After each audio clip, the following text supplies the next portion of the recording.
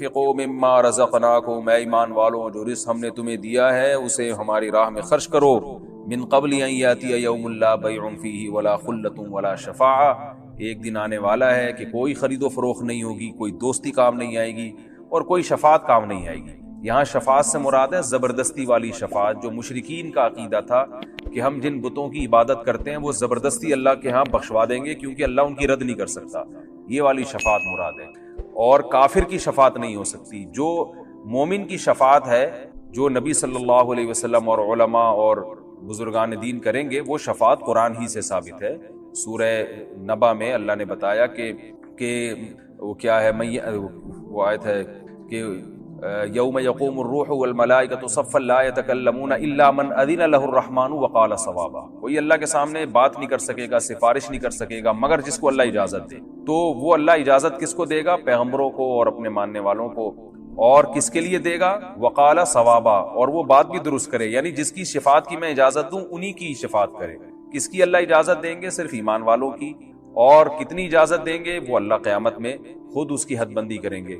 لیکن کافر کی شفاعت نہیں ہو سکتی، اور شفاعت قہری نہیں ہو سکتی کہ آپ شرک کریں اور آپ یہ سمجھیں کہ یہ جو معبود ہے یا جو بزرگ ہیں جن کی عبادت کر رہا ہوں یہ مجھے زبردستی بخشوا دیں گے اور اللہ ان کی رد نہیں کر سکتا، ایسا نہیں۔ اسی پارے میں آیت الکرسی بھی ہے، اللہ نے اپنی حمد و ثنا کی ہے، اللہ لا الہ الا هو الحی القیوم، اللہ وہ ذات ہے جس کے سوا کوئی عبادت کے لائق نہیں، زندہ ہے، ہر چیز کو تھامنے والا ہے۔ میں چونکہ اس کا لفظ بلفظ ترجمہ اس لیے کر رہا ہوں کہ آیت الکرسی بہت پڑھی جاتی ہے اور حدیث میں اس کی بہت فضیلت ہے۔ آپ صلی اللہ علیہ وسلم نے فرمایا اس سے افضل آیت پورے قرآن میں نہیں ہے۔ فرض نماز کے بعد آپ صلی اللہ علیہ وسلم نے فرمایا جو پڑھے گا اسے جنت میں جانے سے کوئی چیز نہیں روک سکتی۔ اور صحیح حدیث سے ثابت ہے کہ شیطان سے، جنات سے، جادو وغیرہ سے آیت الکرسی انسان کو بچاتی ہے۔ رات کو بھی پڑھ کے سونے کی ترغیب ہے، حضرت ابو ہریرہ کا مشہور واقعہ ہے۔ چونکہ یہ خلاصہ میں پوری تفصیل نہیں بیان کروں گا، شیطان ان کو تنگ کرتا تھا انسانی شکل میں آ کے، حضرت ابو ہریرہ نے آیت الکرسی پڑھی اور نبی نے فرمایا کہ یہ شیطان اب راستہ تمہارا چھوڑ دے گا۔ تو شیطان آیت الکرسی سے ڈرتا ہے، تو یہ رات کو بھی سوتے ہوئے پڑھنی چاہیے، دم کرنا چاہیے اس کا اپنے اوپر، اور نمازوں میں بھی اس کی پابندی کرنی چاہیے۔ یہ جو آج کل جھوٹے روحانی عاملین بنے ہوئے ہیں نا، الٹی سیدھی چیزیں بتا رہے ہوتے ہیں، ان کے پاس جانے کی ضرورت نہیں۔ کسی پہ جن ہو یا کوئی ایسا مسئلہ ہو، جادو، آیت الکرسی پڑھ کے اس پہ دم کریں۔ تو اللہ وہ ذات ہے جس کے سوا کوئی عبادت کے لائق نہیں۔ اور یاد رکھیں جتنا مفہوم ذہن میں رکھ کے جب دم کریں گے تو زیادہ فائدہ ہوگا، اور مفہوم ذہن میں رکھ کے پڑھیں گے تو زیادہ ثواب ملے گا۔ اللہ لا الہ الا ہو، اللہ وہ ذات ہے جس کے سوا کوئی عبادت کے لائق نہیں، الحی، زندہ ہے، القیوم، ہر چیز کو تھامنے والا ہے، لا تأخذہ سنۃ، اسے نہ اونگ آتی ہے، ولا نوم، اور نہ نیند آتی ہے، لہ ما فی السماوات وما فی الارض، اسی کے لیے ہے جو کچھ آسمانوں میں اور جو کچھ زمین میں، من ذا الذی یشفع عندہ الا باذنہ، کون ہے جو اللہ کے سامنے کسی کی سفارش کر سکے سوائے اس کی اجازت کے؟ جس کی اللہ اجازت دے گا تو اس کے حق اس کی تو سفارش ہو سکتی ہے، باقی کسی کی نہیں ہو سکتی، کسی میں دم نہیں ہے۔ یعلم ما بین ایدیہم وما خلفہم، جو کچھ لوگوں کی ماضی میں ان سے پہلے گزر چکا اللہ وہ بھی جانتا ہے، اور جو ان کے سامنے ہے بعد میں آنے والا ہے اللہ وہ بھی جانتا ہے۔ ولا یحیطون بشیء من علمہ الا بما شاء، اللہ تو سب کچھ جانتا ہے لیکن لوگ اللہ کے علم میں سے کسی بھی چیز کا احاطہ نہیں کر سکتے۔ اللہ کے پاس جو علم ہے اس میں سے کچھ بھی حاصل نہیں ہو سکتا الا بما شاء، مگر جتنا اللہ چاہے۔ تو آج دنیا میں جتنی بھی نالج ہے وہ اللہ کے علم کا اربواں اور کروڑواں حصہ بھی نہیں ہے، اور یہ بھی وہ ہے جو اللہ نے چاہا ہمیں دے دیا۔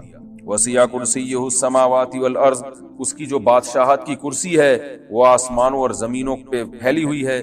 ولا یؤودہ حفظہما، اور آسمانوں اور زمینوں کی حفاظت اللہ کو تھکاتی نہیں ہے۔ وہو العلی العظیم، وہ بلند مرتبے والا اور عالی شان ہے۔ یہ آیت الکرسی ہے جس کا میں نے آپ کو ترجمہ بتایا، آپ ترجمہ کے ساتھ اس کو یاد کریں اور پھر پڑھیں گے تو انشاءاللہ زیادہ فائدہ ہوگا۔ اسی صورت میں اللہ نے یہ بھی بتا دیا لا اکراہ فی الدین، دین میں زبردستی نہیں ہے۔ اسلام میں کافر کو گن پوائنٹ پہ مسلمان نہیں کیا جا سکتا۔ فقط تبین الرشد من الغی، اس لیے کہ اللہ فرماتے ہیں سیدھا راستہ اور غلط راستہ بالکل واضح ہے، اسلام اور کفر بالکل واضح ہے، تو اب گن پوائنٹ پہ کسی کو مسلمان بنانے کی ضرورت ہی نہیں ہے۔ اور جو ہے اتنا واضح ہے کہ جو بھی اس اسلام کے راستے کو فالو نہیں کرے گا وہ اپنی ہاتھوں سے اپنے آپ کو جہنم کے گڑھے میں ڈال رہا ہے۔ یعنی ہم نے حق اور باطل میں کوئی کنفیوژن چھوڑی نہیں، اور آج بھی آپ دیکھ سکتے ہیں اسلام کے حکام کو آپ کمپیئر کریں دیگر مذاہب سے تو دودھ کا دودھ پانی کا پانی ہو جائے گا۔ وَمَن يَكْفُرْ بِالطَّاغُوتِ وَيُؤْمِن بِاللَّهِ فَقَدِ اسْتَمْسَكَ بِالْعُرْوَةِ الْوُثْقَىٰ، فرمایا جو اللہ پر ایمان لائے اور شیطان کا انکار کرے، اسلام کو فالو کرے تو ایسے جیسے مضبوط چھلے کو تھام لیا۔ کوئی دریا میں ڈوب رہا ہو نا اور مضبوط کڑی کو تھام لے تو بچت ہو جاتی ہے۔ تو اللہ فرماتے ہیں یہ دنیا بھی حوادث کا اور شیطانی جو ہے نا اس میں تصرفات ہوتے ہیں، گمراہیاں پھیلتی ہیں، جو اسلام کے چھلے کو پکڑ لے گا تو وہ بچ جائے گا۔ تو وہ مضبوط چھلا ہے اور مضبوط لگام ہے جس کو پکڑنے سے تمہاری حفاظت ہو جائے گی۔ لن فصام لہا، یہ ٹوٹنے والا نہیں۔ بڑی خوبصورت مثال دی۔ اور اللہ نے یہ بھی فرمایا اللہ ولی الذین آمنوا یخرجہم من الظلمات الی النور، ایمان والوں کا اللہ دوست ہے، ان کو گمراہی سے روشنی کی طرف لاتا ہے۔ یعنی جب آپ اسلام کو فالو کرتے ہیں نا تو آہستہ آہستہ آپ کے سامنے ہدایت کے راستے اور کھلتے چلے جاتے ہیں، حق اور باطل اور ممتاز ہوتا چلا جاتا ہے۔ اور جو اسلام کو فالو نہیں کرتے تو وہ اور زیادہ گمراہی کی طرف چلے جاتے ہیں۔ اس کی مثال دیکھ لیں آپ، یورپ اسلام کو فالو نہیں کر رہا، کیسے کیسے گمراہانہ قانون بنتے چلے جا رہے ہیں۔ گے میرج کو حلال کر دیا، کچھ انسانی سوچنے کی بات ہے، شراب حلال ہے، زنا حلال ہے، گمراہی میں پڑتے چلے جا رہے ہیں۔ اور اب پتہ نہیں کیا کیا چیزیں حلال ہونے والی ہیں، اللہ کی پناہ۔ تو اللہ فرماتے ہیں ایمان والے جو ایمان کو فالو کرتے ہیں روزانہ ان کی ہدایت بڑھتی ہے، اور جو اسلام کو فالو نہیں کرتا وہ گمراہی سے گمراہی کی طرف چلے جاتے ہیں اور آئندہ اور زیادہ گمراہ ہو جائیں گے۔ اسی صورت میں اللہ تعالیٰ نے ابراہیم علیہ السلام کا جو نمرود سے بحث ہوئی تھی وہ بھی ذکر کی۔ ابراہیم علیہ السلام نے کہا میرا رب جو ہے، میرا رب زندہ کرتا ہے اور موت بھی دیتا ہے۔ تو بادشاہ نے کیا کہا کہ میں بھی تو زندہ کر سکتا ہوں۔ ایک شخص جس کے پھانسی کا فیصلہ ہونے والا تھا اس کو کہا، چھوڑ دیا، کہا دیکھو یہ مرنے والا تھا، میں نے اس کو حیات دے دی۔ اور ایک آدمی جو بیچارہ بے گناہ تھا اس کو بادشاہ نے قتل کروا دیا، بولا دیکھو میں تو موت دیتا ہوں۔ ابراہیم علیہ السلام نے کہا ٹھیک ہے، میرا رب تو مشرق سے سورج نکالتا ہے، تو مغرب سے نکال کے دکھا۔ تو بیچارہ تو نہیں کہنا چاہیے، وہ جو ہے نا مبہوت ہو گیا۔ اللہ نے اسی میں ایک واقعہ بیان کیا کہ ایک کوئی بزرگ تھے پچھلے زمانوں میں، تو یا کوئی پیغمبر تھے، اس کا قرآن میں ہمیں واضح تذکرہ نہیں ملتا، تو انہوں نے کہا کہ اللہ تو جب ہم ہڈیاں ہو جائیں گے کیسے زندہ کرے گا؟ ان کے دل میں کوئی شبہ یا شک نہیں تھا، بس ویسے ہی اطمینان قلب کے لیے۔ تو قرآن کہتا ہے کہ اللہ نے ان کو موت دے دی۔ کالذی مر علی قریۃ وہی خاویۃ علی عروشہا، ایک بستی کے پاس سے گزرے جو تباہ ہو چکی تھی، تو انہوں نے کہا اللہ یہ تو مر گئے، کھپ گئے، کیسے قیامت میں دوبارہ زندہ ہوں گے؟ اللہ نے انہی کو موت دے دی، اور 100 سال کے بعد اللہ نے ان کو اٹھایا، اور پھر اللہ نے پوچھا بتاؤ تم کتنے دن سوئے ہو، یہ کتنے دن تمہیں پر موت واقع ہوئی ہے؟ انہوں نے کہا 1 دن یا اس سے بھی آدھا۔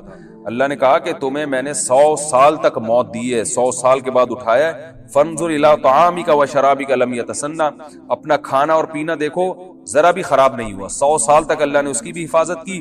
وانظر الی حمارک، اور اپنے گدھے کی طرف دیکھو، گدھا جو ہے نا مر کے ہڈیوں کا ڈھانچہ بن چکا تھا، اللہ نے اسے زندہ کر دیا۔ کہا یہ اپنے گدھے کی طرف دیکھو، وَلِنَجْعَلَكَ آیَةً لِلنَّاسِ وَانظُرْ إِلَى الْعِظَامِ كَيْفَ نُنشِزُهَا، دیکھو ان ہڈیوں کو ہم کیسے دوبارہ اکٹھا کرتے ہیں، ثُمَّ نَكْسُوهَا لَحْمًا، ان پہ گوشت کیسے چڑھاتے ہیں۔ ان بزرگ یا جو پیغمبر تھے یا بزرگ تھے، قرآن میں اس کا تذکرہ نہیں ہے، انہوں نے دیکھا تو وہ ساری بوسیدہ ہڈیاں جمع ہوئی ہیں اور پورا گدھا دوبارہ گدھا بن کے کھڑا ہو گیا۔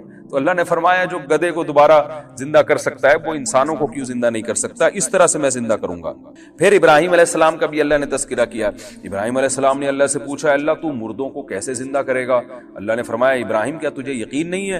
قال بلا ولکن لیطمئن قلبی، کیوں نہیں ہے اللہ، مجھے تیرے وعدوں پر یقین ہے، بس میں چاہتا ہوں اور اطمینان ہو جائے۔ تو اللہ نے کہا خذ اربعۃ من الطیر، اے ابراہیم آپ 4 پرندوں کو لیں، فصرہن الیک، کسی مخصوص آواز سے ان کو مانوس کریں، پھر ان کو ذبح کر کے ان کے گوشت مکس کر کے 4 پہاڑوں پہ، چاروں کناروں پہ، چاروں طرف ان کے ٹکڑے مکس کر کے ڈال دیں۔ پھر کیا کریں آپ کہ ثم اجعل علی کل جبل منہن جزءا ثم ادعہن، پھر جس آواز سے جس پرندے کو مانوس کیا وہ آواز نکالیں۔ جیسے ابراہیم علیہ السلام آواز نکالتے، چاروں پہاڑوں سے اس خاص پرندے کی بوٹیاں اور پر اڑ کے جڑتے اور پرندہ وہ چلتا ہوا چلا آ جاتا ابراہیم علیہ السلام کی طرف۔ تو وَاعْلَمْ أَنَّ اللَّهَ عَزِيزٌ حَكِيمٌ، اللہ نے یہ منظر ابراہیم علیہ السلام کو دکھایا اور فرمایا یقین کر لے اللہ زبردست غالب ہے اور حکمت والا ہے۔ غالب کا مطلب جو چاہے کرتا ہے، مردوں کو بھی زندہ کر سکتا ہے، اور حکمت والے کا مطلب ہر ایک کو زندہ کر کے دکھائے گا نہیں وہ، کیونکہ ایسے سب کو اللہ دکھاتے پھر تو غیب پر ایمان تھوڑی رہا، پھر تو سارے کافر مسلمان ہو جائیں۔ تو اللہ اپنی قدرت دکھاتا ہے جس کو چاہتا ہے، اور جو اصل قدرت اللہ نے دکھائی ہے وہ تو تمہیں پانی سے جب انسان بنایا، نطفے سے انسان بنا دیا، تو یہ قدرت کافی ہے ایمان لانے کے لیے۔ یصلون علی النبی، نبی پر رحمت بھیجتے ہیں، یعنی فرشتے تو رحمت کی دعا کرتے ہیں اور اللہ رحمت بھیجتا ہے۔ یا ایھا الذین آمنوا، اے لوگو جو ایمان لائے ہو، صلو علیہ، نبی پر خصوصی رحمت بھیجا کرو جس کو اردو میں درود کہا جاتا ہے، وسلموا، اور سلامتی بھیجا کرو، تسلیما، سلامتی، خوب سلامتی۔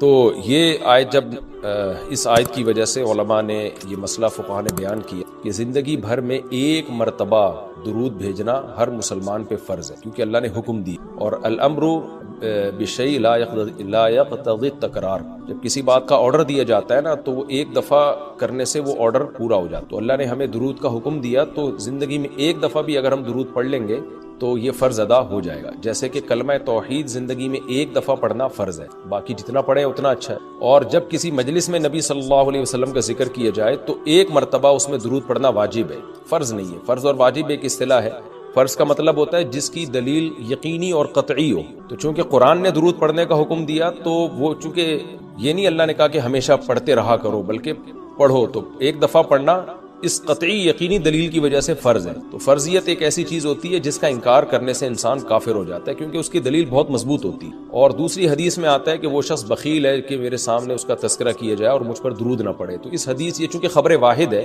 کیونکہ ظاہر ہے قرآن جس طرح تواتر کے ساتھ ثابت ہے، اس طرح اخبار آحاد جو خبر واحد ہوتے ہیں اس طرح تواتر کے ساتھ ثابت ہے، تو اس میں تعویل کا بھی امکان ہوتا ہے۔ تو اس لیے فقہا، خاص طور پر احناف جو ہیں، فقہاء حنفیہ، انہوں نے فرض اور واجب ایک ٹرم بنائی ہے شرعی مسائل کو سمجھانے کی۔ تو اس لیے انہوں نے کہا کہ جب کسی مجلس میں نبی کا نام آئے نا تو اس مجلس میں ایک دفعہ کم سے کم درود پڑھنا واجب ہے۔ واجب کا درجہ تھوڑا سا فرض سے نیچے ہوتا ہے کیونکہ وہ حدیث سے ثابت ہے۔ تو اور پھر جب بار بار نبی کا نام آئے تو پھر بار بار پڑھنا واجب نہیں، کیونکہ اس میں حرج ہے۔ ہاں مستحب ضرور ہے کہ جتنی دفعہ پڑھیں، جب بھی نبی صلی اللہ علیہ وسلم کا نام آئے تو لازمی درود شریف پڑھا، یہ تو مستحب ہے۔ نبی صلی اللہ علیہ وسلم نے فرمایا جس شخص نے مجھ پہ ایک دفعہ درود پڑھا اللہ اس پر 10 رحمتیں نازل کرتے ہیں اور اس کی 10 خطاؤں کو معاف کرتے ہیں۔ تو بہت زیادہ فضیلت ہے درود شریف پڑھنے کی۔ اور یہ بڑی عجیب بات ہے کہ درود شریف جو ہے یہ اصل میں اللہ کی عبادت ہے۔ یہاں میں آپ کو ایک دلچسپ مسئلہ بھی بتاتا چلوں۔ شرعی مسئلہ یہ ہے کہ جب ہم کوئی منت مانتے ہیں نا، منت کہ اگر اللہ نے میرے مریض کو شفا دے دی تو میں اتنے روزے رکھوں گا، میں یہ کروں گا، میں یوں کروں گا، تو اس عمل کو منت کہا جاتا ہے کہ باقی اگر آپ ٹھیک ہو گئے تو آپ پر لازم ہوتا ہے کہ آپ وہ کام کریں۔ تو منت میں یہ ضروری ہے کہ آپ جس چیز کی منت مانیں وہ عبادت مقصودہ ہو اور اس کی جنس میں سے لازم بھی ہو، یعنی عبادت میں کامل عبادت ہونی چاہیے، وہ عبودیت کا عنصر اس میں ہو۔ جیسے آپ نے منت مانی کہ اگر جو ہے میں امتحان میں پاس ہو گیا تو میں 3 روزے رکھوں گا، روزے عبادت ہے، مقصود ہے، یعنی عبادت مقصودہ میں سے۔ لیکن اگر آپ نے منت مانی کہ میں اگر امتحان میں پاس ہو گیا تو میں وضو کروں گا، تو وضو چونکہ مقصود نہیں ہے، عبادت مقصودہ نہیں ہے، وضو سے مقصد تو نماز ہوتی ہے، تو وہ منت آپ کے اوپر لازمی نہیں ہوگی۔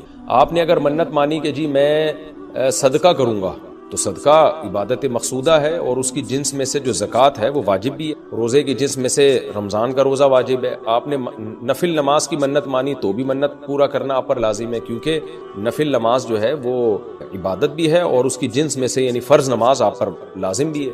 تو اگر دونوں میں سے ایک شرط بھی نہیں پائی جائے گی تو منت پھر منعقد ہی نہیں ہوتی۔ جیسے آپ نے کہا کہ میں جو ہے وہ اگر امتحان میں کامیاب ہو گیا، پاس ہو گیا، تو میں جو ہے اپنے والدین کی خدمت کروں گا، تو یہ خدمت ثواب تو بہت ہے لیکن عبادت مقصودہ نہیں ہے، عبادت مقصودہ نہیں ہے۔ تو یہ منت آپ پر پورا کرنا لازم نہیں ہوگی۔ خدمت تو کرنی چاہیے، ماں باپ کی خدمت سے بڑھ کر تو دنیا میں کوئی نیکی نہیں ہے، لیکن عبادت مقصودہ نہیں ہے۔ مقصودہ کا مطلب نماز، حج، یہ سب چیزیں جو ہے نا مقصود میں آتی ہیں۔ یہ کسی عارضے کی وجہ سے اللہ نے ہمیں حکم دیا کہ تاکہ ماں باپ کو پریشانی نہ ہو۔ یہی وجہ ہے کہ اگر خدمت کے محتاج نہیں ہوتے تو پھر خدمت واجب بھی نہیں ہوتی، ان کی خدمت کے محتاج ہوتے ہیں تو واجب ہوتی ہے۔ لیکن نماز تو جب بھی ٹائم آئے گا آپ پر لازم ہوگی، زکوٰۃ تو سال گزرنے کے بعد جب بھی صاحب نصاب ہوں گے آپ پر لازم ہوگی، چاہے غریبوں کو ضرورت ہو یا نہ ہو، آپ پر تو زکوٰۃ واجب ہوتی رہے گی۔ تو اب علماء کا اختلاف ہوا ہے کہ اگر کوئی شخص درود شریف کی منت مانتا ہے تو کیا اس پر درود شریف کی منت پوری کرنا لازم ہے؟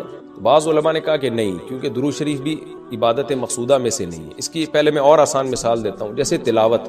علماء کہتے ہیں اگر کوئی یہ منت مانتا ہے کہ اگر میں امتحان میں کامیاب ہو گیا تو میں 3 پارے تلاوت کروں گا، تو یہ منت پوری کرنا بھی واجب نہیں ہے، کیونکہ قرآن پڑھنا بہت زیادہ ثواب تو ہے لیکن عبادت مقصودہ نہیں ہے۔ بلکہ مقصد قرآن سے کیا ہے کہ آپ کا دل بنے اور آپ کو آخرت کی یاد تازہ ہو، آپ کو شرعی احکام کا علم ہو۔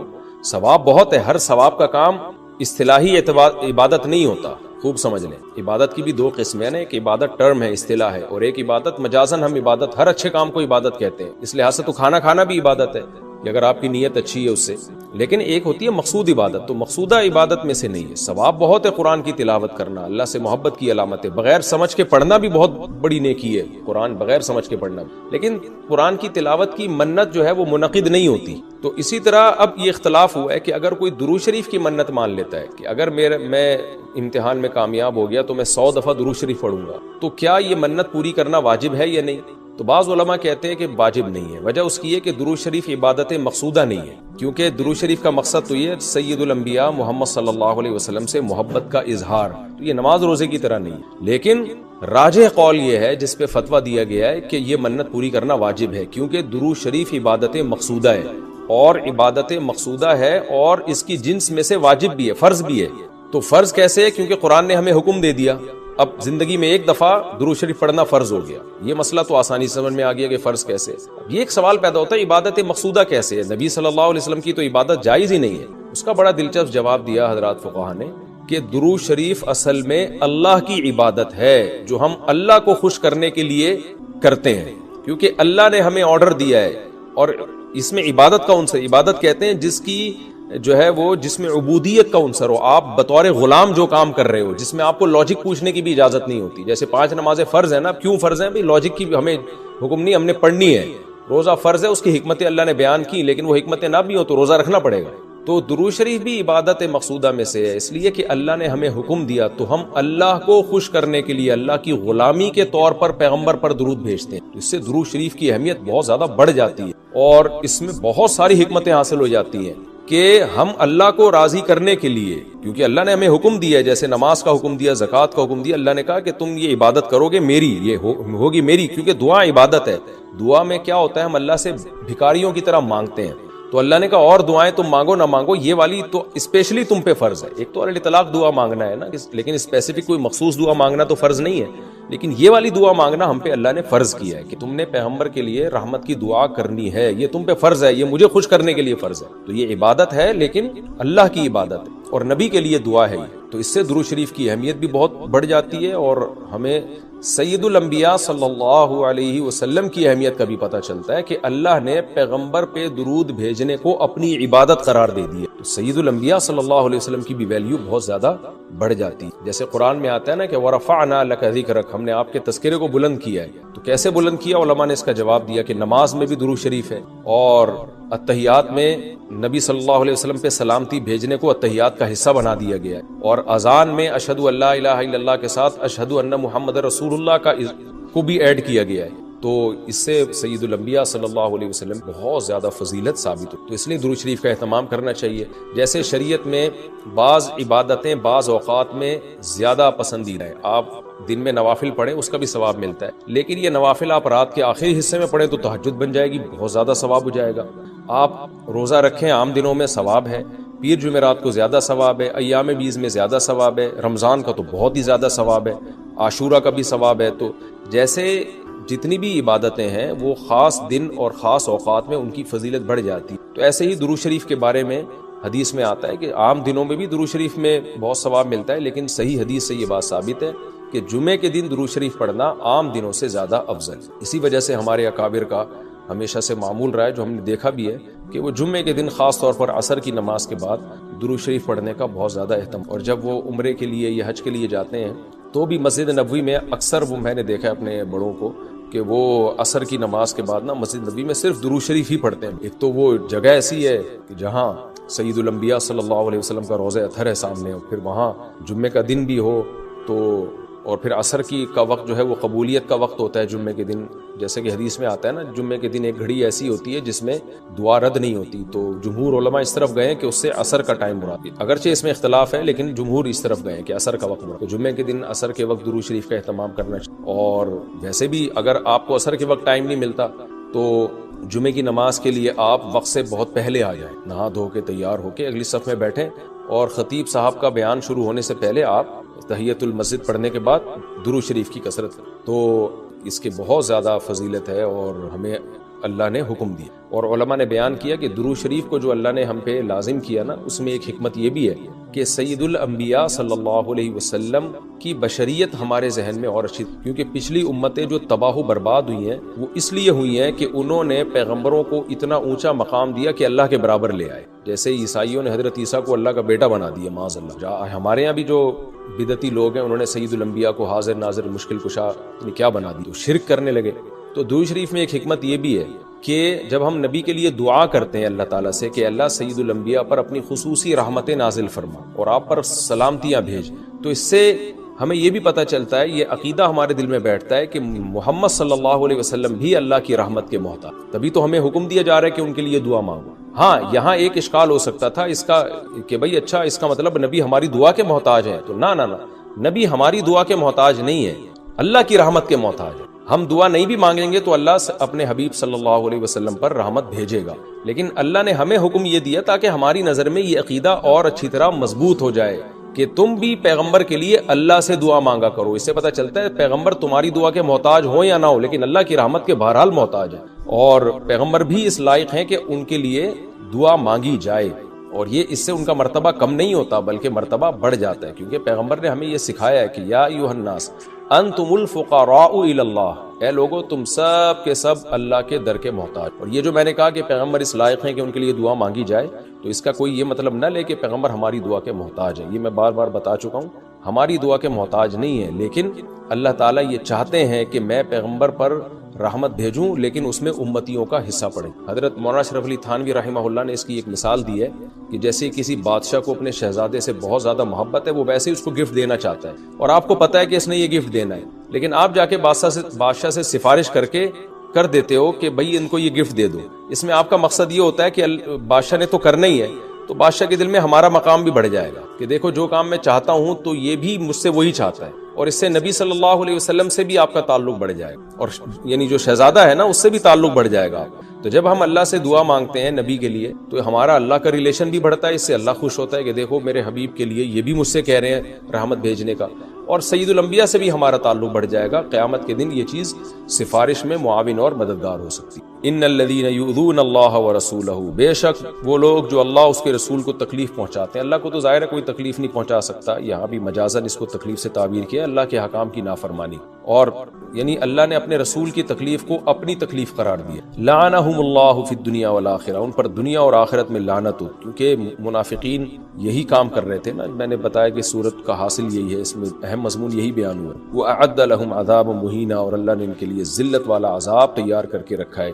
وَالَّذِينَ يُؤْذُونَ الْمُؤْمِنِينَ وَالْمُؤْمِنَاتِ، اور وہ لوگ جو مومنین اور مومنات کو تکلیف دیتے ہیں، عام مسلمانوں کو تکلیف دیتے ہیں، بغیر مکتسبوا، بغیر اس کے کہ جو انہوں نے کمایا، یعنی ایسے کاموں کو ان کی طرف منسوب کر کے تکلیف دیتے ہیں جو کام انہوں نے کیے نہیں ہیں، پروپیگنڈا کرتے ہیں، بدگمانیاں پھیلاتے ہیں. تو فقد احتملوا بہتانا، تو تحقیق ان لوگوں نے بہت بڑا بہتان اٹھا لیا. بہتان کہتے ہی بہت بڑے جھوٹ. واثما مبینا، اور کھلا گناہ. کیونکہ تکلیف کا ایک ذریعہ یہ بھی ہے کہ کوئی بھی اچھا کام کر رہے ہو آپ اس کی نیت میں شک کرنا شروع کر دو، حالانکہ وہ بری نیت نہیں تھی اس کی، اس میں منفی پہلو تلاش کرنا شروع کر دو. مجھے کسی نے کل کہا کہ بھئی ایک صاحب ہیں جو دین کی تبلیغ کر رہے ہیں اور یہ بائکوں پہ بیٹھ کے شو مار رہے ہیں. میں نے کہا بھائی یہ ضروری نہیں کہ شو مار رہے ہو، وہ نوجوان طبقے کو اپنے قریب کرنے کے لیے ہو سکتا ہے یہ کر رہے ہو کہ نوجوان طبقہ اسی طرح سے بائکوں کے ذریعے قریب آ جائے گا. تو دل کی حالت تو کسی نے نہیں دیکھی، تو ہم فوراً کسی کے عمل کو نیگیٹو کیوں لے کے چلے جاتے ہیں. تو اس میں بہت احتیاط کی ضرورت ہوتی ہے کہ آپ نے کسی کی طرف وہ عمل منسوب کر دیا جو وہ کر نہیں رہا. آپ نے کہہ دیا کہ یہ شو مار رہا ہے، حالانکہ وہ نہیں شو مار رہا. آپ نے کہہ دیا وہ دکھلاوا کر رہا ہے، حالانکہ اس کی نیت دکھلاوے کی نہیں ہے. تو ہماری سوسائٹی میں یہ بہت ہے. تو اللہ نے اس پہ بھی پابندی لگائی کہ جو کسی بھی طرح سے ایمان والے مرد اور عورتوں کو تکلیف دیتے ہیں تو بہت بڑے گناہ کے وہ مرتکب. اور اللہ نے ہمیں حکم دیا سید الانبیاء سے جب تک محبت نہیں ہوگی تو میں اپنی محبت کو بھی تسلیم نہیں کروں گا. اے اللہ تو ہمیں بتا ہم نبی صلی اللہ علیہ وسلم سے، تیرے حبیب سے محبت کے لیے ہم کیا کریں. اللہ نے ہمیں بتایا درود شریف کی کثرت کیا کرو. تو ہم درود شریف کی کثرت کے قائل ہیں.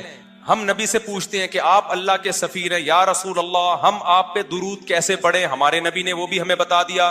فرمایا جب دور ہو تو اللہم صلی علی محمد یہ والے درود پڑھا کرو، فرشتے مجھ تک پہنچا دیں گے. اور جب میری قبر پہ آ کے پڑھا کرو تو الصلاۃ والسلام علیک یا رسول اللہ، میں ڈائریکٹ تمہارے درود کو سن لیتا ہوں. تو ہمارے پاس اس بارے میں بھی ہدایات کیا ہیں؟ واضح ہدایات ہیں. اور درود پڑھنے سے عقیدہ توحید مضبوط ہوتا ہے. کیوں؟ درود اصل میں دعا ہے اللہ سے. کس کے لیے؟ پیغمبر کے لیے. اس میں اور عقیدہ بنتا ہے کہ بھائی پیغمبر بھی اللہ کی رحمت کے محتاج ہیں, تبھی تو ہمیں کہا جا رہا ہے پیغمبر کے لیے دعائیں مانگو. ہاں, ہماری دعا کے محتاج نہیں ہے, اللہ نے تو ویسے بھی پیغمبر پہ رحم کرنا ہے, لیکن ہم انگلی کٹا کے اپنا نام شہیدوں میں لکھوا لیتے ہیں. تو ہمیں اللہ نے اپنے حبیب سے محبت کے اظہار کا یہ موقع دے دیا. ہم جب پیغمبر سے پوچھتے ہیں یا رسول اللہ, ہر عبادت کے لیے کوئی خاص وقت ہوتا ہے جس میں اس عبادت کی فضیلت بڑھ جاتی ہے.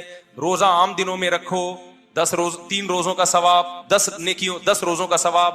رمضان میں رکھو گے تو ثواب بڑھ جائے گا. تو یا رسول اللہ, ہم آپ پہ جب درود پڑھے تو کوئی ایسا دن ہے, کوئی ایسا ٹائم ہے جس میں درود پڑھنے سے ہمیں ثواب زیادہ ملے گا؟ آپ صلی اللہ علیہ وسلم نے فرمایا ہاں, جمعے کے دن درود پڑھنے کا ثواب, حدیث کا مفہوم ہے, عام دنوں سے زیادہ ہے. اس لیے ہمارے جتنے بھی اکابر ہیں وہ جمعے کے دن درود شریف کی کثرت کیا کرتے تھے. یا رسول اللہ, آپ اللہ کے حبیب ہیں, اللہ نے قرآن میں حکم دیا ہے من یطع الرسول فقد اطاع اللہ, جو پیغمبر کو فالو کرے گا, پیغمبر کی بات مانے گا, وہ ایسے ہی ہے جیسے اللہ کی. تو آپ ہمیں بتائیے درود شریف ہم نے بلند آواز سے پڑھنا ہے یا آہستہ آواز سے؟ ہمارے نبی نے ہمیں تلقین کی کیسے؟ آہستہ آواز سے. یا رسول اللہ, درود ہم نے انفرادی طور پہ پڑھنا ہے یا جتھے بنا کے پڑھنا ہے؟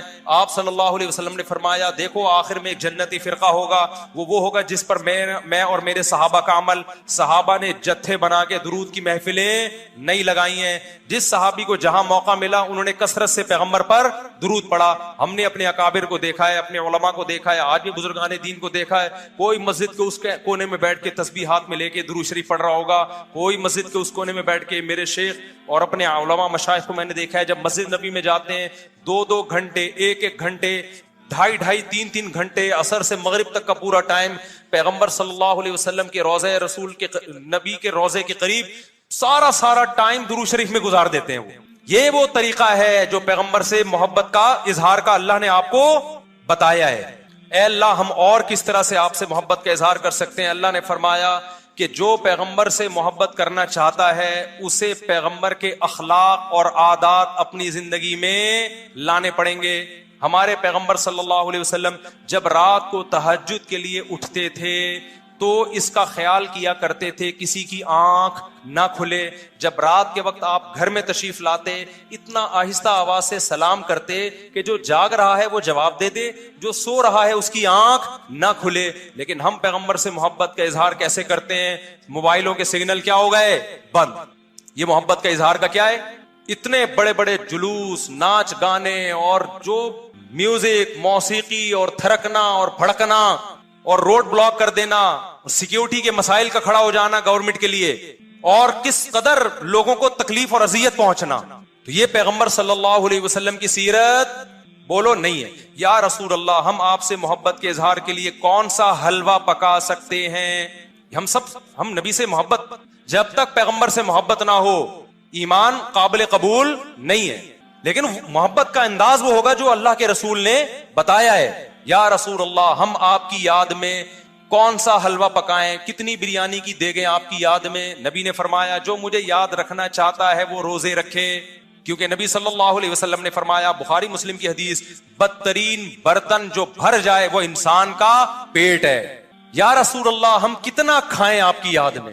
نبی نے فرمایا میری یاد میں مجھے خوش کرنا چاہتے ہو, اللہ کو خوش کرنا چاہتے ہو تو کھانا نہیں بلکہ کھانا چھوڑنا پڑے گا, ناغے کرنے پڑیں گے, روزے رکھنے پڑیں گے. آپ نے فرمایا بہترین روزہ داؤد علیہ السلام کا روزہ ہے, 1 دن روزہ 1 دن ناغا, 1 دن روزہ 1 دن ناغا. نہیں آئی بات میرا خیال ہے سمجھ میں؟ پیٹ بھرنے سے منع کیا, موٹاپے سے منع کیا. نبی صلی اللہ علیہ وسلم نے فرمایا, بخاری کی حدیث, سب سے بہترین امت میری, پھر اس کے بعد خیر القرون قرنی ثم الذین یلونہم ثم الذین یلونہم. پھر آپ نے فرمایا اس امت میں برائی آئے گی. وہ برائی کیا ہوگی؟ زیادہ کھانا, جس کی وجہ سے موٹاپا پھیل جائے گا. بخاری مسلم کی حدیث ہے. کھانے سے پتلا ہوتا ہے, موٹا ہوتا ہے. نبی فرما رہے میری امت میں جو سب سے پہلے برائی آئے گی جھوٹ اور موٹاپا. یہ بخاری کی حدیث ہے. ایک موٹاپا وہ ہوتا ہے جو نیچرلی ہوتا ہے, بہت سے اللہ والوں کو بھی ہم نے دیکھا ہے وہ بائی نیچر موٹے ہوتے ہیں, بھاری ہوتے ہیں, اس سے یہ کوئی گناہ نہیں ہے. وہ صحابہ کرام میں بھی تھے. یہاں اس موٹاپے کی برائی بیان ہو رہی ہے جو حلوے مانڈے کھانے کی وجہ سے ہو, چاہے 11ویں شریف کے نام پہ کھاؤ چاہے 12ویں شریف کے نام پہ نہ. جب کھاؤ گے اس سے خدا خوش نہیں ہوگا، کھانے سے پرہیز کرو گے تو خدا کیا ہوگا؟ خوش ہوگا۔ آپ کہتے ہو ہم کھلاتے ہیں، کھاتے بھی تو ہو، اور جن کو کھلا رہے ہو وہ کون سا وہ لوگ ہیں جن کو 2 وقت کا کھانا نہیں ملا؟ وہ 6 محفلوں کے کھانے 11ویں پھوڑ کے آئے ہوئے ہوتے ہیں آپ کے پاس۔ ہم فراق یار میں گھل گھل کے ہاتھی ہو گئے، اتنے گھلے رستم کے ساتھی ہو گئے۔ یار کا فراق، یار کی جدائی، اس میں گھل گھل کے عاشق موٹا ہوتا ہے کہ دبلا ہوتا ہے؟ بولو نا، دبلا ہوتا ہے۔ لیکن شاعر کہہ رہا ہے آج کا جو عاشق ہے وہ یار کی جدائی میں گھل گھل کے ہاتھی ہو رہا ہے، بجائے پتلے ہونے کے کیا ہو رہا ہے؟ موٹا ہو رہا ہے۔ اتنا گھلتا ہے کہ رستم پہلوان کا ساتھی بن جاتا ہے۔ اسلام میں بھوکا رہنا سنت ہے، پھوڑنا پھاڑنا کھانا پینا یہ سنت نہیں ہے۔ 40 دن نبی کے گھر میں چولہا نہیں جلا، اور اگر آپ کھاتے ہو کھاؤ، مذہب کا لیبل مت لگاؤ اس پہ۔ کھانے پر پابندی نہیں ہے، مذہب کا لیبل تو مت لگاؤ نا کہ یہ بہت ثواب کا۔ میں بھی جاتا ہوں نہاری کھاتا ہوں الحمدللہ، پھوڑتا ہوں، لیکن یہ نہیں کہتا سنت پہ عمل کر رہا ہوں میں، یہ نہیں کہتا میں۔ بھائی دل چاہ رہا تھا کھا لیا ہم نے، متزل العالیہ جو سامنے آیا کھا لیا۔ سنت کا لیبل نہیں، سنت جب ہے جب روزہ رکھوں گا، جس دن نہیں کھاؤں گا یار آج فاقہ کرو، پھر بتاؤں گا ویلاگ بناؤں گا دیکھو آج میں فاقے سے ہوں، سنت ہے یہ۔ پھوڑنے پھاڑنے کے بھی ویلاگ ہم بناتے ہیں بس نہاری کے فضائل سنانے کے لیے کہ اتنی مزے کی، سنت سمجھ کے نہیں پھوڑتے۔ آپ آج ہماری سوسائٹی کھانے کو مذہب سمجھنا شروع کر دیا ہے۔ مذہب نہیں ہے کھانا، فاقے مذہب ہے، بھوکا رہنا مذہب ہے۔ فرمایا ان اللہ و ملائکتہ، بے شک اللہ تعالیٰ اور اس کے فرشتے، یصلون علی النبی، نبی پر رحمت بھیج، یعنی فرشتے تو رحمت کی دعا کرتے ہیں اور اللہ رحمت بھیجتا ہے۔ یا ایھا الذین آمنوا، اے لوگو جو ایمان لائے ہو، صلو علیہ، نبی پر خصوصی رحمت بھیجا کرو جس کو اردو میں درود کہا جاتا ہے، وسلموا، اور سلامتی بھیجا کرو، تسلیما، سلامتی، خوب سلامتی۔ تو یہ آیت جب اس آیت کی وجہ سے علماء نے یہ مسئلہ فقہاء نے بیان کہ زندگی بھر میں ایک مرتبہ درود بھیجنا ہر مسلمان پہ فرض، کیونکہ اللہ نے حکم دی، اور الامر بشیء لا یقتضی التکرار، جب کسی بات کا آرڈر دیا جاتا ہے نا تو وہ ایک دفعہ کرنے سے وہ آرڈر پورا ہو جاتا، تو اللہ نے ہمیں درود کا حکم دیا تو زندگی میں ایک دفعہ بھی اگر ہم درود پڑھ لیں گے تو یہ فرض ادا ہو جائے، جیسے کہ کلمہ توحید زندگی میں ایک دفعہ پڑھنا فرض ہے، باقی جتنا پڑھیں اتنا اچھا ہے۔ اور جب کسی مجلس میں نبی صلی اللہ علیہ وسلم کا ذکر کیا جائے تو ایک مرتبہ اس میں درود پڑھنا واجب ہے، فرض نہیں ہے۔ فرض اور واجب ایک اصطلاح ہے، فرض کا مطلب ہوتا ہے جس کی دلیل یقینی اور قطعی ہو، تو چونکہ قرآن نے درود پڑھنے کا حکم دیا تو وہ چونکہ یہ نہیں اللہ نے کہا کہ ہمیشہ پڑھتے رہا کرو، بلکہ پڑھو تو ایک دفعہ پڑھنا اس قطعی یقینی دلیل کی وجہ سے فرض ہے۔ تو فرضیت ایک ایسی چیز ہوتی ہے جس کا انکار کرنے سے انسان کافر ہو جاتا ہے، کیونکہ اس کی دلیل بہت مضبوط ہوتی ہے۔ اور دوسری حدیث میں آتا ہے کہ وہ شخص بخیل ہے کہ میرے سامنے اس کا تذکرہ کیا جائے اور مجھ پر درود نہ پڑے، تو اس حدیث یہ چونکہ خبر واحد ہے، کیونکہ ظاہر ہے قرآن جس طرح تواتر کے ساتھ ثابت ہے اس طرح اخبار احاد جو خبر واحد ہوتے ہیں وہ اس طرح تواتر کے ساتھ ثابت ہیں، تو اس میں تعویل کا بھی امکان ہوتا ہے۔ تو اس لیے فقہا خاص طور پر احناف جو ہیں، فقہاء حنفیہ، انہوں نے فرض اور واجب ایک ٹرم بنائی ہے شرعی مسائل کو سمجھانے کی، تو اس لیے انہوں نے کہا کہ جب کسی مجلس میں نبی کا نام آئے نا تو اس مجلس میں ایک دفعہ کم سے کم درود پڑھنا واجب ہے۔ واجب کا درجہ تھوڑا سا فرض سے نیچے ہوتا ہے کیونکہ وہ حدیث سے ثابت ہے، تو اور پھر جب بار بار نبی کا نام آئے تو پھر بار بار پڑھنا واجب نہیں، کیونکہ اس میں حرج ہے۔ ہاں مستحب ضرور ہے کہ جتنی دفعہ پڑھیں، جب بھی نبی صلی اللہ علیہ وسلم کا نام آئے تو لازمی درود شریف پڑھا کو مستحب ہے۔ صلی اللہ علیہ وسلم نے فرمایا جس شخص نے مجھ پہ ایک دفعہ درود پڑھا اللہ اس پر 10 رحمتیں نازل کرتے ہیں، اس کی 10 خطاؤں کو معاف کرتے ہیں۔ تو بہت زیادہ فضیلت ہے درود شریف پڑھنے کی، اور یہ بڑی عجیب بات ہے کہ درود شریف جو ہے یہ اصل میں اللہ کی عبادت ہے۔ یہاں میں آپ کو ایک دلچسپ مسئلہ بھی بتاتا چلوں۔ شرعی مسئلہ یہ ہے کہ جب ہم کوئی منت مانتے ہیں نا، منت کہ اگر اللہ نے میرے مریض کو شفا دے دی تو میں اتنے روزے رکھوں گا، میں یہ کروں گا، میں یوں کروں گا، تو اس عمل کو منت کہا جاتا ہے کہ باقی اگر آپ ٹھیک ہو گئے تو آپ پر لازم ہوتا ہے کہ آپ وہ کام کریں۔ تو منت میں یہ ضروری ہے کہ آپ جس چیز کی منت مانیں وہ عبادت مقصودہ ہو اور اس کی جنس میں سے لازم بھی ہو، یعنی عبادت میں کامل عبادت ہونی چاہیے، وہ عبودیت کا عنصر اس میں ہو۔ جیسے آپ نے منت مانی کہ اگر جو ہے میں امتحان میں پاس ہو گیا تو میں 3 روزے رکھوں گا، روزے عبادت ہے، مقصود ہے، یعنی عبادت مقصودہ میں سے۔ لیکن اگر آپ نے منت مانی کہ میں اگر امتحان میں پاس ہو گیا تو میں وضو کروں گا، تو وضو چونکہ مقصود نہیں ہے، عبادت مقصودہ نہیں ہے، وضو سے مقصد تو نماز ہوتی ہے، تو وہ منت آپ کے اوپر لازمی نہیں ہوگی۔ آپ نے اگر منت مانی کہ جی میں صدقہ کروں گا، تو صدقہ عبادت مقصودہ ہے اور اس کی جنس میں سے جو زکوٰۃ ہے وہ واجب بھی ہے، روزے کی جنس میں سے رمضان کا روزہ واجب ہے. آپ نے نفل نماز کی منت مانی تو بھی منت پورا کرنا آپ پر لازم ہے، کیونکہ نفل نماز جو ہے وہ عبادت بھی ہے اور اس کی جنس میں سے یعنی فرض نماز آپ پر لازم بھی ہے. تو اگر دونوں میں سے ایک شرط بھی نہیں پائی جائے گی تو منت پھر منعقد ہی نہیں ہوتی. جیسے آپ نے کہا کہ میں جو ہے وہ اگر امتحان میں میں کامیاب ہو گیا، پاس ہو گیا، تو میں جو ہے اپنے والدین کی خدمت کروں گا. تو یہ خدمت ثواب تو بہت ہے لیکن عبادت مقصودہ نہیں ہے، عبادت مقصودہ نہیں ہے. تو یہ منت آپ پر پورا کرنا لازم نہیں ہوگی. خدمت تو کرنی چاہیے، ماں باپ کی خدمت سے بڑھ کر تو دنیا میں کوئی نیکی نہیں ہے، لیکن عبادت مقصودہ نہیں ہے. مقصودہ کا مطلب نماز، حج، یہ سب چیزیں جو ہے نا مقصود میں آتی ہیں. یہ کسی عارضے کی وجہ سے اللہ نے ہمیں حکم دیا کہ تاکہ ماں باپ کو پریشانی نہ ہو. یہی وجہ ہے کہ اگر خدمت کے محتاج نہیں ہوتے تو پھر خدمت واجب بھی نہیں ہوتی، ان کی خدمت کے محتاج ہوتے ہیں تو واجب ہوتی ہے. لیکن نماز تو جب بھی ٹائم آئے گا آپ پر لازم ہوگی. زکوٰۃ تو سال گزرنے کے بعد جب بھی صاحب نصاب ہوں گے آپ پر لازم ہوگی، چاہے غریبوں کو ضرورت ہو یا نہ ہو، آپ پر تو زکوٰۃ واجب ہوتی رہے گی. تو اب علماء کا اختلاف ہوا ہے کہ اگر کوئی شخص درود شریف کی منت مانتا ہے تو کیا اس پر درود شریف کی منت پوری کرنا لازم ہے؟ تو بعض علماء نے کہا کہ نہیں، کیونکہ درود شریف بھی عبادت مقصودہ میں سے نہیں ہے. اس کی پہلے میں اور آسان مثال دیتا ہوں، جیسے تلاوت. علماء کہتے ہیں اگر کوئی یہ منت مانتا ہے کہ اگر میں امتحان میں کامیاب ہو گیا تو میں 3 پارے تلاوت کروں گا، تو یہ منت پوری کرنا بھی واجب نہیں ہے، کیونکہ قرآن پڑھنا بہت زیادہ ثواب تو ہے لیکن عبادت مقصودہ نہیں ہے. بلکہ مقصد قرآن سے کیا ہے کہ آپ کا دل بنے اور آپ کو آخرت کی یاد تازہ ہو، آپ کو شرعی حکام کا علم ہو. ثواب بہت ہے، ہر ثواب کا کام اصطلاحی عبادت نہیں ہوتا. خوب سمجھ لیں، عبادت کی بھی 2 قسمیں ہیں. ایک عبادت ٹرم ہے، اصطلاح ہے، اور ایک عبادت مجازن ہم عبادت، ہر اچھے کام کو عبادت کہتے ہیں. اس لحاظ سے تو کھانا کھانا بھی عبادت ہے کہ اگر آپ کی نیت اچھی ہے اس سے. لیکن ایک ہوتی ہے مقصود عبادت، تو مقصودہ عبادت میں سے نہیں ہے. ثواب بہت ہے قرآن کی تلاوت کرنا، اللہ سے محبت کی علامت ہے. بغیر سمجھ کے پڑھنا بھی بہت بڑی نیکی ہے، قرآن بغیر سمجھ کے پڑھنا بھی. لیکن قرآن کی تلاوت کی منت جو ہے وہ منعقد نہیں ہوتی. تو اسی طرح اب یہ اختلاف ہوا ہے کہ اگر کوئی درود شریف کی منت مان لیتا ہے کہ اگر میں امتحان میں کامیاب ہو گیا تو میں 100 دفعہ درود شریف پڑھوں گا، تو کیا یہ منت پوری کرنا واجب ہے یا نہیں؟ تو بعض علماء کہتے ہیں کہ واجب نہیں ہے. وجہ اس کی ہے کہ درود شریف عبادت مقصودہ نہیں ہے، کیونکہ درود شریف کا مقصد تو یہ سید الانبیاء محمد صلی اللہ علیہ وسلم سے محبت کا اظہار. تو یہ نماز روزے کی طرح نہیں ہے. لیکن راجح قول یہ ہے جس پہ فتویٰ دیا گیا ہے کہ یہ منت پوری کرنا واجب ہے، کیونکہ درود شریف عبادت مقصودہ ہے اور عبادت مقصودہ ہے اور اس کی جنس میں سے واجب بھی ہے، فرض بھی ہے. تو فرض کیسے ہے؟ کیونکہ قرآن نے ہمیں حکم دے دیا. اب زندگی میں ایک دفعہ درود شریف پڑھنا فرض ہو گیا. یہ مسئلہ تو آسانی سمجھ میں آ گیا کہ فرض کیسے. اب یہ ایک سوال پیدا ہوتا ہے عبادت مقصودہ کیسے ہے؟ نبی صلی اللہ علیہ وسلم کی تو عبادت جائز ہی نہیں ہے. اس کا بڑا دلچسپ جواب دیا حضرات فقہا نے کہ درود شریف اصل میں اللہ کی عبادت ہے جو ہم اللہ کو خوش کرنے کے لیے کرتے ہیں، کیونکہ اللہ نے ہمیں آرڈر دیا ہے. اور اس میں عبادت کا عنصر، عبادت کہتے ہیں جس کی جو ہے وہ جس میں عبودیت کا عنصر ہو، آپ بطور غلام جو کام کر رہے ہو، جس میں آپ کو لاجک پوچھنے کی بھی اجازت نہیں ہوتی. جیسے 5 نمازیں فرض ہیں نا، کیوں فرض ہیں بھئی؟ لاجک کی ہمیں حکم نہیں، ہم نے پڑھنی ہے. روزہ فرض ہے، اس کی حکمتیں اللہ نے بیان کی، لیکن وہ حکمتیں نہ بھی ہو تو روزہ رکھنا پڑے گا.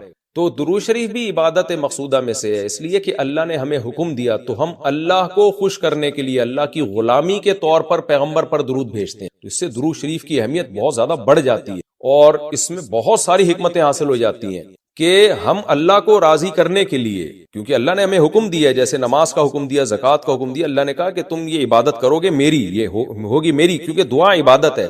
دعا میں کیا ہوتا ہے؟ ہم اللہ سے بھکاریوں کی طرح مانگتے ہیں. تو اللہ نے کہا اور دعائیں تم مانگو نہ مانگو، یہ والی تو اسپیشلی تم پہ فرض ہے. ایک تو علی طلاق دعا مانگنا ہے نا، لیکن اسپیسیفک کوئی مخصوص دعا مانگنا تو فرض نہیں ہے. لیکن یہ والی دعا مانگنا ہم پہ اللہ نے فرض کی ہے. تم نے پیغمبر کے لیے رحمت کی دعا کرنی ہے، یہ تم پہ فرض ہے، یہ مجھے خوش کرنے کے لیے فرض ہے. تو یہ عبادت ہے لیکن اللہ کی عبادت ہے اور نبی کے لیے دعا ہے یہ. تو اس سے درود شریف کی اہمیت بھی بہت بڑھ جاتی ہے اور ہمیں سید الانبیاء صلی اللہ علیہ وسلم کی اہمیت کا بھی پتہ چلتا ہے کہ اللہ نے پیغمبر پہ درود بھیجنے کو اپنی عبادت قرار دے دیا. تو سید الانبیاء صلی اللہ علیہ وسلم کی بھی ویلیو بہت زیادہ بڑھ جاتی ہے. جیسے قرآن میں آتا ہے نا کہ وَرَفَعْنَا لَكَ ذِكْرَكَ، ہم نے آپ کے تذکرے کو بلند کیا ہے. تو کیسے بلند کیا؟ علماء نے اس کا جواب دیا کہ نماز میں بھی درود شریف ہے اور اتحیات میں نبی صلی اللہ علیہ وسلم پہ سلامتی بھیجنے کو اتحیات کا حصہ بنا دیا گیا ہے، اور اذان میں اشہدو اللہ الہ الا اللہ کے ساتھ اشہدو ان محمد رسول اللہ کو بھی ایڈ کیا گیا ہے. تو اس سے سید الانبیاء صلی اللہ علیہ وسلم بہت زیادہ فضیلت ثابت ہو. تو اس لیے درود شریف کا اہتمام کرنا چاہیے.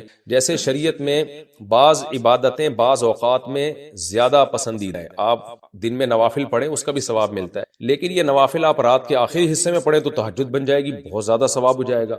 آپ روزہ رکھیں عام دنوں میں ثواب ہے، پیر جمعرات کو زیادہ ثواب ہے، ایام بیز میں زیادہ ثواب ہے، رمضان کا تو بہت ہی زیادہ ثواب ہے، عاشورہ کا بھی ثواب ہے. تو جیسے جتنی بھی عبادتیں ہیں وہ خاص دن اور خاص اوقات میں ان کی فضیلت بڑھ جاتی. تو ایسے ہی درود شریف کے بارے میں حدیث میں آتا ہے کہ عام دنوں میں بھی درود شریف میں بہت ثواب ملتا ہے، لیکن صحیح حدیث سے یہ بات ثابت ہے کہ جمعے کے دن درود شریف پڑھنا عام دنوں سے زیادہ افضل ہے. اسی وجہ سے ہمارے اکابر کا ہمیشہ سے معمول رہا ہے، جو ہم نے دیکھا بھی ہے کہ وہ جمعے کے دن خاص طور پر عصر کی نماز کے بعد درود شریف پڑھنے کا بہت زیادہ اہتمام، اور جب وہ عمرے کے